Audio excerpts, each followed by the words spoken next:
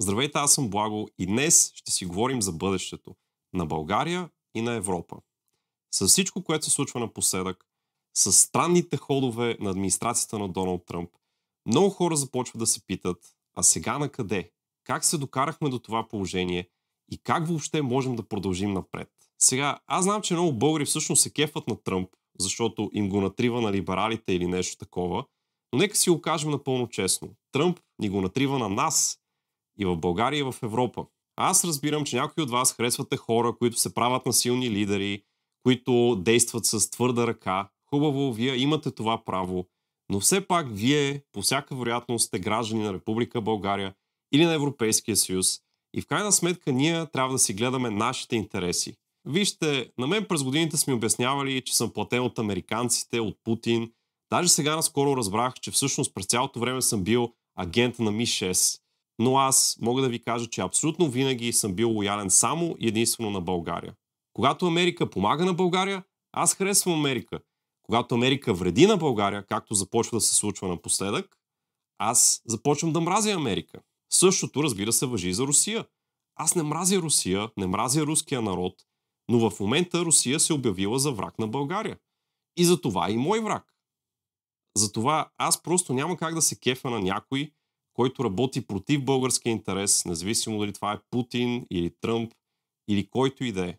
Разбира се, Америка все още номинално ни се води съюзник. И на България, и на Европа, но започва да изглежда все повече като ненадежден партньор, което означава, че най-добрата стратегия за Европа не е изцяло да тръгне срещу Америка, а по-скоро бавно и внимателно да се еманципира от американското влияние и постепенно да си стъпи на краката. Много хора, включително текущото американско правителство, казаха, че ние вече живеем в мултиполярен свят. Ако наистина е така, тогава аз казвам, Европа трябва да се превърне в един от полюсите на този свят. От чисто обективна гледна точка Европа има потенциал да постигне това. Ние имаме 450 милиона граждани, дори след напускането на Великобритания. Имаме около 26 трилиона долара брутен вътрешен продукт по ППС. Ние имаме потенциала дори да надминем американците. Но какво ни липсва? Мисля, че всички ще се съгласим, че основният ни дефицит е в политическата класа на Европа, която в крайна сметка ни докара до това положение да се чувстваме изцяло излъгани и предадени от американците. Очевидно, политическата класа на Европа вече не трябва да служи на американските интереси, а трябва на първо място да поставя Европа. Ключът към тази Europe First стратегия е консолидация. Просто друг начин няма. Всяка от държавите в Европа е прекалено малка и прекалено слаба. Дори една 68 милиона Франция или една 83 милиона Германия. А какво остава за нашата 6,5 милиона България? За да бъде фактор, Европа трябва да се федерализира. Трябва да се превърне в една политическа единица.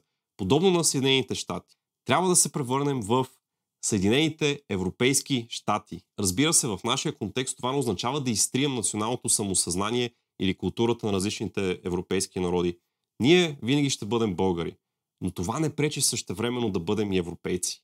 Защото европейската идентичност е наднационална. Бихме могли да направим сравнение с римската идентичност от преди повече от 1000 години, когато Римската империя е била населявана от много различни народи, всеки със своя собствен език и култура. И въпреки това, всичките те са се възприемали като римски граждани, възприемали се като част от нещо по-голямо.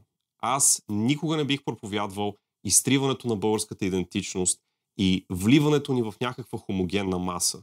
Защото аз съм горд българин и докато съм жив, ще държа на нашата родина. Но тук става въпрос за геополитика. Става въпрос ние да защитаваме нашите интереси заедно с други народи. България трябва да бъде част от нещо по-голямо, за да бъде силна и да има тежест. Ако ние сме сами срещу света, с нашето 6,5 милионно население и миниатюрна икономика, ние никога не можем да бъдем наистина суверенни и независими. Просто това е жестоката истина. Ако бъдем изцяло сами срещу света, винаги ще бъдем побеждавани и накрая ще бъдем колония на САЩ, на Русия, на който щеш, както всъщност вече е било до сега много пъти. Само Европа може да ни гарантира не само, че ще бъдем част от нещо голямо и силно, но и че нашия глас ще бъде чуван. Защото европейските институции осигуряват представителство на всички свои членове в Европейския парламент, в Европейската комисия, в Еврогрупата, където щете. Нашите интереси ще бъдат защитавани не само външно, но и вътре в Европейския съюз. Ние вече участваме в европейската политика. Вече имаме европейски депутати, вече имаме еврокомисар, а в американската или руската политика ние няма как да участваме. Нас никой не ни пита кой да бъде президент на Русия или на САЩ, въпреки че това пряко ни афектира. Замислете се, българин никога не може да стане президент на САЩ или на Русия. Но българин би могъл да стане председател на Европейската комисия. Българин би могъл да застане начело на целия Европейски съюз. Това е изцяло реалистична перспектива. Замислете се върху това. Затова Европа всъщност ни осигурява най-голямата степен на суверенитет, която бихме могли да имаме чисто геополитически. Вижте, тези въпроси за мен са много важни, но замислете се, че не се говори достатъчно за тях. Вместо да говорим за важните неща, тук хората се карат за пълни глупости. Нали? Това са така наречените културни войни. Карат се дали да има гей парад в София или да има шествие за семейството. Мен лично и двете ми пречат, но нека ви кажа, нито едното, нито другото няма да има никакво значение, ако утре започнат по главите ни да върват руски снаряди, или ако Европа е слаба и бедна и подчинена на чужди сили, дали САЩ или Русия или Китай, тогава всичките тези къвги ще ни изглеждат много дребни. В този контекст всякакви спорове по такива културни теми са напълно безмислени. И впрочем, така наречените културни войни буквално ни бяха внесени от Америка. И в момента все още биваме облъчвани с тях в социалните мрежи. Преди не се карахме за джендари, не ни се натякваше постоянно, че някакви зли либерали в Брюксел искат да ни наложат джендаризъм. Този феномен и цялата тази риторика, да, тя е подкрепена от Русия до някъде, но тя беше внесена от Америка. Това е истината. Тези културни войни са резултат от американското влияние върху Европа и най-вече от пълната доминация на американските технологични монополи, особено социалните мрежи. Точно за това трябва да споменем основната геополитическа уязвимост на Европа. Това е зависимостта от американските технологични монополи, включително, например, Facebook или YouTube, където вероятно гледате това видео в момента.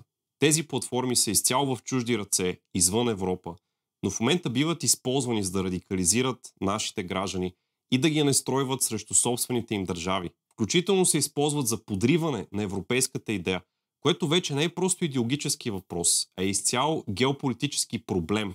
Да позволим на нашите общества да бъдат унищожени отвътре, вече не е въпрос на идеология или културни войни. Това е въпрос на оцеляване.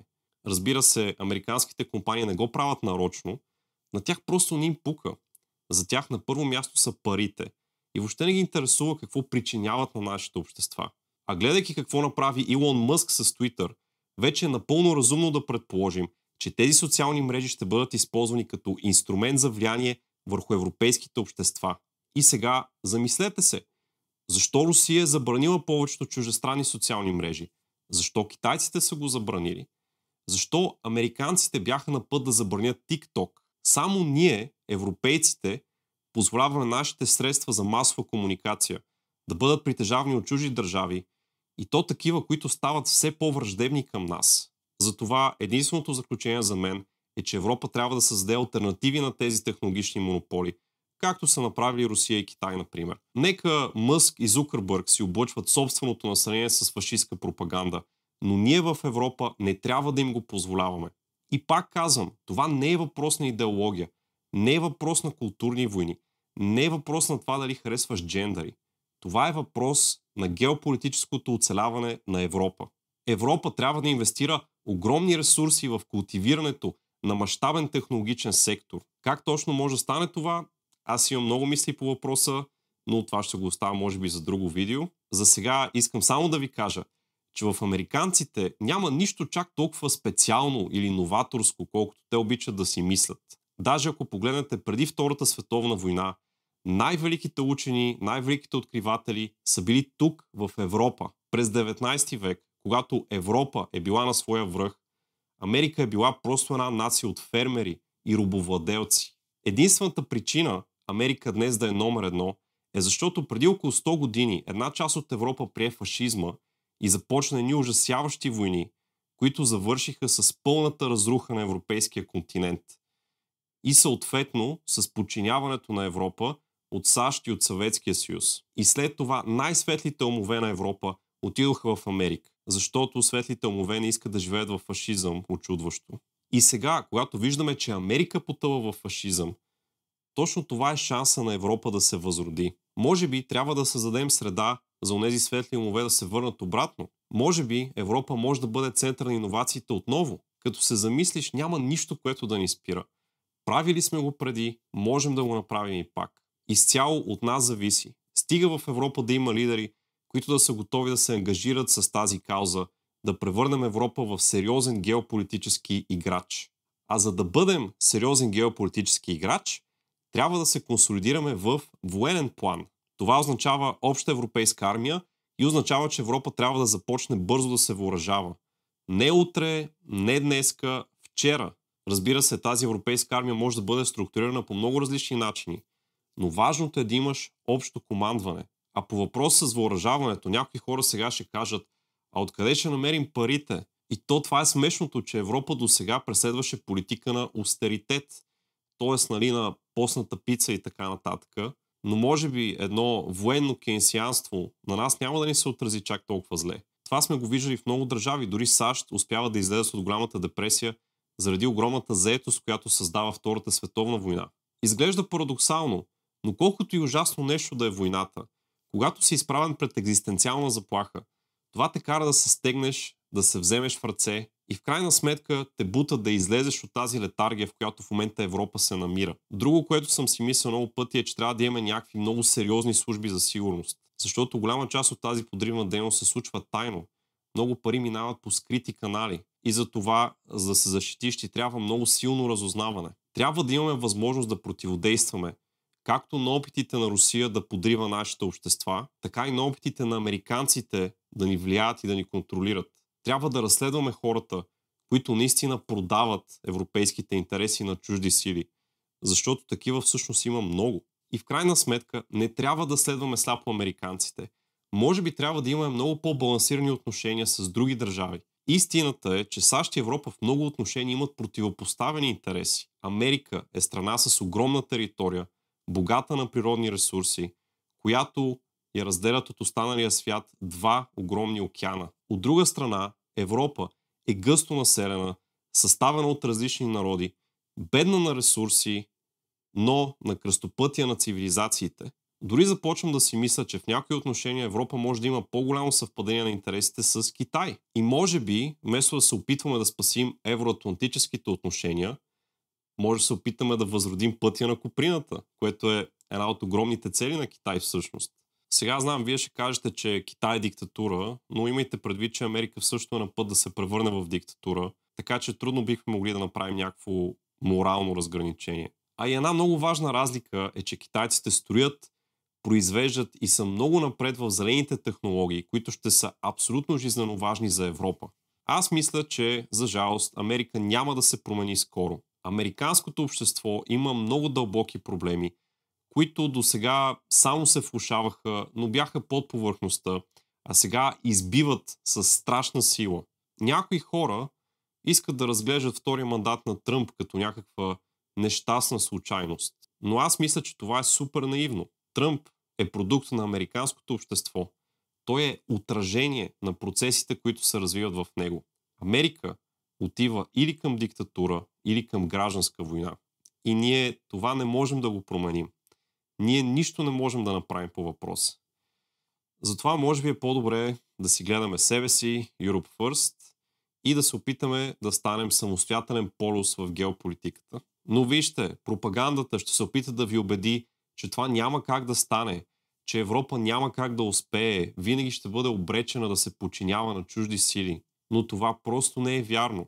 Обективно погледнато, имаме хората, имаме икономиката, имаме потенциала, който сме показали през вековете. Единственото, което нямаме, е вярата в себе си. Затова ни трябват политически лидери, които да запалят европейските народи по идеята за обединена Европа.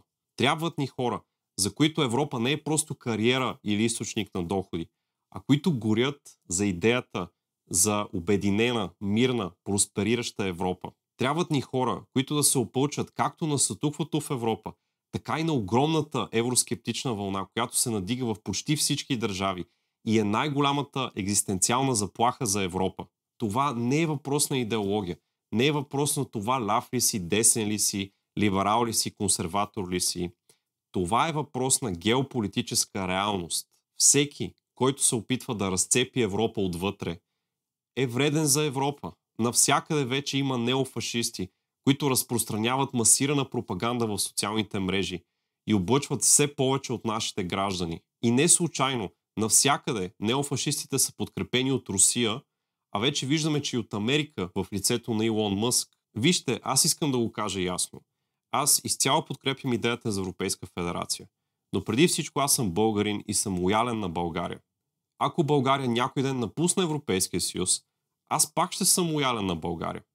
Но ако позволим да се стигне до там, това просто няма да е добре за нас. Ако Европейският съюз се разкъса, ни чака ново средновековие, където Европа е съставена от много малки държавици, които воюват помежду си. Това просто не е бъдеще, в което искам аз или моите деца да живеят. Надявам се и вие да се съгласите с мен, независимо какви други несъгласия може да имаме по всякакви други въпроси. Няма значение какви различия имаме. Стига всички да разпознаваме нашите общоевропейски интереси. Искам демократична Европа, която уважава свободата на словото, която уважава идентичността и независимостта на отделните народи. Но това не означава, че трябва да бъдем слаби и глупави и да позволим да ни унищожат отвътре. Искам да живея в една голяма федерална Европа, която да гарантира свободата и правата на всеки европейски гражданин, която има нужния гръбнак и нужната сила да ни защити от всякакви външни врагове, която не се страхува да се опълчи на вътрешни предатели, като Орбан, която не се страхува да се опълчи на инфантили, като Доналд Тръмп и Илон Мъск. Аз искам силна Европа, която поставя себе си на първо място. Ако вие също искате да живеете в силна държава, управлявана от силни лидери, то вие би трябвало да се съгласите с мен. И вижте, не знам какво ще стане с Европа в бъдещето, но съм сигурен, че ако Европа не успее да се обедини, не ни чакат хубави неща.